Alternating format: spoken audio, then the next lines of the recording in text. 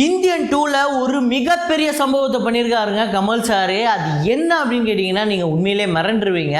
So அதாவது இங்கே ஒரு 60 கோடி 70 கோடி தேட்ரிக்கல் பிஸ்னஸ் ஆனாலே பெரிய வியாபாரம் நம்ம சொல்லிக்கிட்டு இருக்கோம். ஆனால் இந்தியன் 2 அப்படிங்கிறது பெரிய படம் தான். ஆனாலுமே இந்த படத்துக்கு இங்கே பல நிறுவனங்கள் போட்டி போட்டு விலையை கூட்டி இன்றைக்கி இந்தியாவிலே ஒரு மிகப்பெரிய விலைக்கு விற்கப்பட்டிருக்கு இந்தியன் 2வோட பிஸ்னஸ்ஸு. அது வெறும் ஓடிடியோ இல்லை வெறும் சேட்டலைட்டோ கிடையாது. எல்லா வியாபாரத்துலேயுமே மிகப்பெரிய போட்டி இருக்குது இந்த படத்துக்கு. நாங்கள் தான் வாங்குவோம், நாங்கள் தான் இந்த படத்தை ரிலீஸ் பண்ணுவோம், எங்களுக்கு கொடுங்க, நாங்கள் இவ்வளோ விலை தரோம் அப்படின்னு சொல்லிட்டு ஒரு மிகப்பெரிய விலைக்கு. அதாவது இந்த வீடியோவில் நம்ம என்ன பார்க்க போகிறோம் அப்படின்னா, ஓடிடி இவ்வளோ விலைக்கு போயிருக்கு அப்படிங்கிறத நீங்கள் ரீசெண்ட் டைமில் சோஷியல் மீடியாவில் பார்த்து இருந்திருப்பீங்க. அது உண்மையிலே எவ்வளோ போயிருக்கு அப்படிங்கிறத பார்க்க போகிறோம். அப்புறம் சேட்டலைட் எவ்வளோ போகிறதுக்கு வாய்ப்பு இருக்குது. இது இல்லாமல் தமிழ்நாடு, கேரளா, கர்நாடகா அப்படின்னு சொல்லிட்டு எல்லாத்துலேயுமே ஒரு மிகப்பெரிய விலைக்கு பேச்சுவார்த்தை போய்கிட்டு இருக்கு. கண்டிப்பாக அது ஒரு மிகப்பெரிய பிஸ்னஸ் இருக்க போது அதை தான் இந்த வீடியோவில் நம்ம பார்க்க போகிறோம். அப்புறம் இந்தியன் 3 வரப்போகுது. இந்தியன் 2வோட மொத்த ஃபுட்டேஜை எடுத்து பார்த்தா 6 மணி நேரம் கிட்ட வருது அப்படின்னு சோஷியல் மீடியாவில் நீங்கள் தொடர்ந்து பார்த்து இருந்திருப்பீங்க. அது உண்மையா இல்லையா, உண்மையிலேயே இந்தியன் 3க்கு பாசிபிள் இருக்கா இல்லையா அப்படிங்கிறத இந்த வீடியோவில் பார்ப்போம். ஸோ வீடியோக்குள்ளே போகிறதுக்கு முன்னாடி நம்ம சேனலை நீங்கள் சப்ஸ்கிரைப் பண்ணல அப்படின்னா பண்ணிவிடுங்க, பக்கத்தில் இருக்க பெல் ஐகானை ப்ரெஸ் பண்ணிவிடுங்க. வாங்க வீடியோக்குள்ளே போகலாம். இன்றைக்கி கமல் சார் ஒரு மிகப்பெரிய பீக்கில் இருக்கார், மிகப்பெரிய உச்சத்தில் இருக்கார். இந்திய அளவில் இன்றைக்கி மிகப்பெரிய எதிர்பார்ப்புக்குள்ள ஒரு நடிகராக இருக்கார். இதை சொன்னால் வேற ஒரு நடிகரோட ரசிகர்களுக்கு மேபி எரிச்சல் அடைய வைக்கும். ஆனால் ரியாலிட்டி என்ன அப்படின்னா, இன்றைக்கி கமல் சார் தான் உச்சத்தில் இருக்கார் அப்படிங்கிறது தான் உண்மை. அதை அக்செப்ட் பண்ணி தான் ஆகணும். மேபி வேற ஒரு நடிகர்கள் வரப்போகிற நாட்கள்லையோ இல்லை இதுக்கு முன்னாடியோ பீக்கில் இருந்திருப்பாங்க. ஆனால் இன்றைக்கி கமல் சார் தான் பீக்கில் இருக்கார் அப்படிங்கிறது ரியாலிட்டி, ஃபேக்ட்டு. அதை அக்செப்ட் பண்ணிட்டு தான் ஆகணும். இல்லை அதெல்லாம் முடியாது, விக்ரம் அப்படிங்கிறது லோகேஷ் கனகராஜ் போட்ட இது, இந்தியன் 2ங்கிறது கமல் சார் வந்து ஒரு கேமியோ பண்ணுறாரு, அதில் வந்து சித்தார்த்து தான் ஹீரோ, எச் வினோத்தோட துணிவு ஹிட்டை வச்சு தான் வந்து கமல்ஹாசன் 233 இருக்குது அப்படின்லாம் சொல்லிட்டு ஒரு பக்கம் அது ஒரு தனி யூனிவர்ஸில் அது வேறு ஒன்று போய்கிட்டு இருக்கோம். ஸோ இப்போ நம்ம அது யூனிவர்ஸ் அது விட்டுருங்க, நம்ம ரியாலிட்டிக்கு வருவோம். ஸோ இன்றைக்கி கமல் சார் இருக்கிற பீக் அப்படிங்கிறது வேறு லெவலில் இருக்கார்.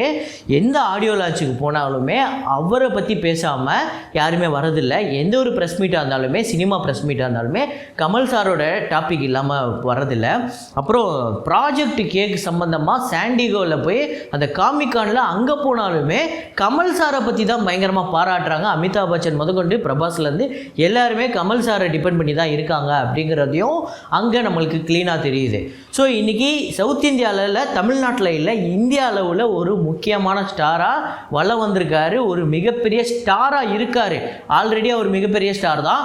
ஆனால் அது டபுள் மடங்கு உச்சத்தில் இப்போ இருக்கார் அப்படிங்கிறது தான் உண்மை. இதை அக்செப்ட் பண்ணாதவங்க என்னன்னு தெரில. ஸோ அக்செப்ட் பண்ணுறவங்க அவங்களுக்கு தெரியும் ரியாலிட்டி என்ன, ஃபேக்ட் என்ன அப்படிங்கிறது. ஸோ அதுதான். ஸோ அதுக்கடுத்ததாக இந்த இந்தியன் 2 பிஸ்னஸ் அப்படிங்கிறது ஒரு மிகப்பெரிய வியாபாரத்தை பண்ணியிருக்கு.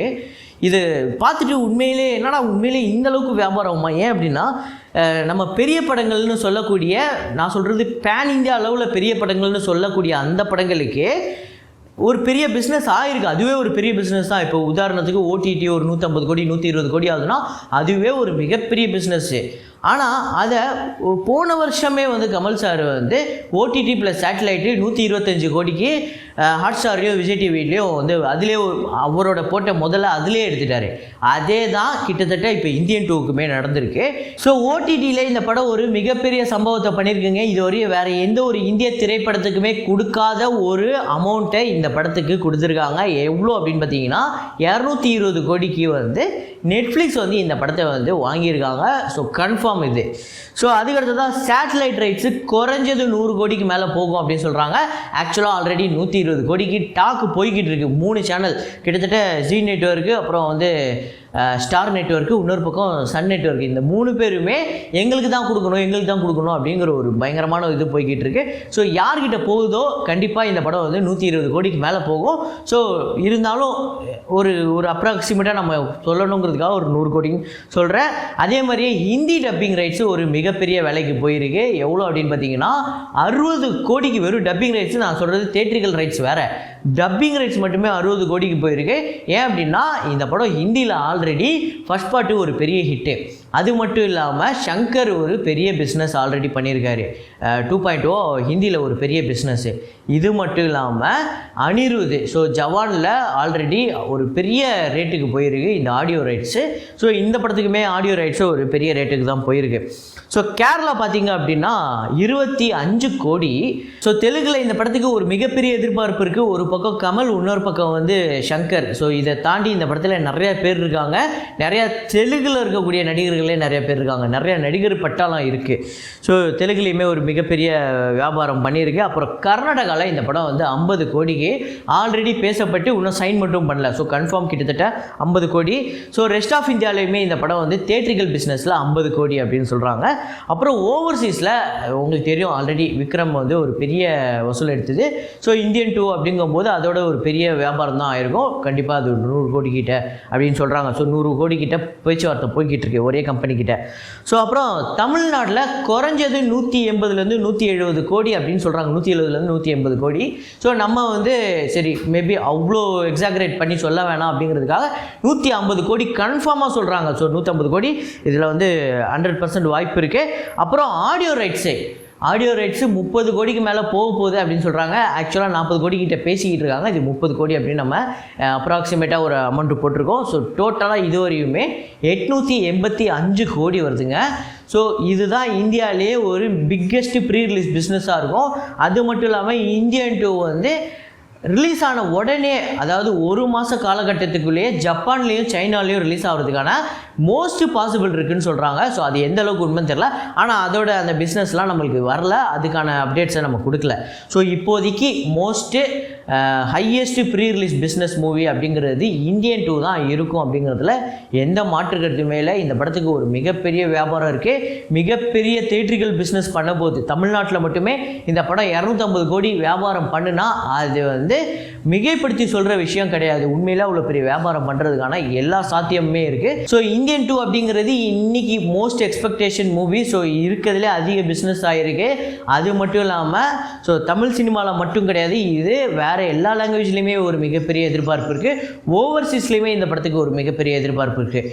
ஸோ அப்புறம் இந்த படம் 6 மணி நேரம் வந்துடுச்சு. 6 மணி நேரம் இந்த படத்துக்கு வந்து ஃபுட்டேஜ் வந்துடுச்சு அப்படின்னு சொல்லிட்டு ரீசெண்டாக நிறையா சோஷியல் மீடியாவில் நீங்கள் பார்த்துருப்பீங்க. 6 மணி நேரம் அப்படிங்கிறது இவங்க அந்த அதான் அது மோஸ்ட்லி நீங்கள் ஒரு 3 மணி நேரம் படம், ஒரு பெரிய படம் எடுத்தாலே அது ஒரு 4 மணி நேரம் தான் வரும். அதுலேருந்து நம்ம தேவையில்லாத சீன்லாம் எடுத்துட்டா அது ஒரு 3 மணி நேரம் 5 நிமிஷம் வரும். ஸோ அப்படி தான் இந்த படத்துக்கு கிட்டத்தட்ட ஒரு 4.5 மணி நேரத்துலேருந்து 5 மணி நேரம் கிட்ட வந்திருக்கு அப்படின்னு சொல்கிறாங்க. ஸோ அதுக்கு கூட எக்ஸ்ட்ரா சில சீன்ஸ்லாம் இவங்க வந்து மேக் பண்ணிட்டாங்க அப்படின்னா இந்தியன் 3க்கு பாசிபிள் இருக்குது அப்படிங்கிறது உண்மை. ஸோ 6 மணி நேரம் அப்படிங்கிறதுலாம் ஒரு மிகப்பெரிய உருட்டு. 6 மணி நேரம் வர அளவுக்கு எடுக்கிற அளவுக்கு சங்கர் ஒன்றும் அவ்வளோ ஐடியா இல்லாத ஒரு டைரக்டர் கிடையாது. ஸோ வழக்கமாக ஒரு 3 மணி நேரம் எடுக்கிற படம் 3.5 மணி நேரம் 4 மணி நேரம் வரதான் செய்யும். சில நேரத்தில் இந்த சீனை தூக்கிட்டு இந்த சீனை வச்சிடலாம் அப்படிங்கிற மாதிரிலாம் நிறையா ப்ரீ பிளான் பண்ணி தான் எக்ஸ்ட்ரா சீன்ஸும் எடுத்துருப்பாங்க. மேபி அதை டெலிட்டட் சீனில் கூட லேட்டராக வந்து ரிலீஸ் பண்ணுவாங்க. ஆனால் 6 மணி நேரம் வர அளவுக்கு, அதாவது 2 படமாக எடுத்து வைக்கிற அளவுக்குலாம் சங்கரோ இல்லை கமல் சாரோ அவ்வளோ பிளான் இல்லாமல் இருக்க மாட்டாங்க அப்படிங்கிறது நம்ம எல்லாருக்குமே தெரியும். ஸோ இன்னுமே நிறைய பேர் நினச்சிக்கிட்டு இருக்காங்க விக்ரம் படத்தினால தான் இவருக்கு ஹைப் கிடச்சிருக்கு, அதனால தான் இவருக்கு இவ்வளோ பெரிய ஸ்டாராக இருக்கார் அப்படின்னு சொல்லிட்டு. இது வந்து சுத்தமாக அறிவே இல்லாதவங்க தான் இதை சொல்லுவாங்க. ஸோ சினிமாவை பற்றி நிறையா தெரிஞ்சவங்க இதை சொல்லவே மாட்டாங்க. ஸோ இப்போவும் சொல்கிறேன், இந்தியன் 2 அப்படிங்கிறது இப்போதைக்கு இந்திய சினிமாவை தூக்கி நிப்பாட்டுற ஒரு மிகப்பெரிய ஒரு படமாக இருக்க போகுது அப்படிங்கிறதுல எந்த மாற்று கருத்தும் இல்லை அப்படின்னு சொல்லி இந்த வீடியோ இதோட முடிச்சுக்கிறேன். ஸோ இதை பற்றி நீங்கள் என்ன நினைக்கிறீங்க? ஸோ இந்தியன் 2 எந்த அளவுக்கு ஒரு மிகப்பெரிய வெற்றி அடையும், அந்த 1000 கோடி அப்படிங்கிற அந்த கனவை வந்து இந்த இந்தியன் 2 முறியடிக்குமா அப்படிங்கிறத கமெண்ட்டில் போடுங்க. ஸோ இதே மாதிரி ஒரு வீடியோவில் மீண்டும் நான் உங்களை சந்திக்கிறேன். Signing off Rahman.